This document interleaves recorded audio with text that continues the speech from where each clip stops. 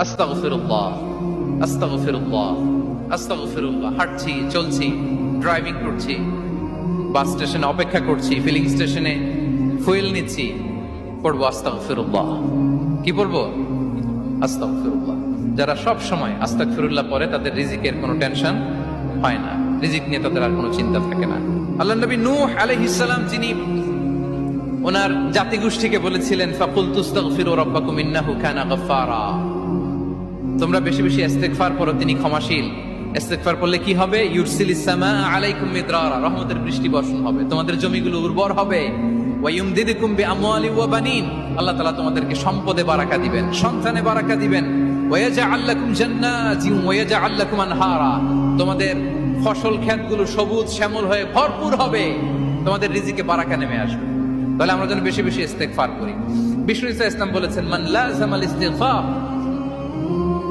জাআল আল্লাহু লাকুম মিন কুল্লি দীকিন মাখরাজা ওয়া মিন কুল্লি হাম্মিন ফারাজা ওয়া ইয়ারযুকহু মিন হাইসু লা ইয়াহতাসিব। যে সব সময় ইস্তেগফার করে তার কোনো টেনশন থাকে না, তার জীবনে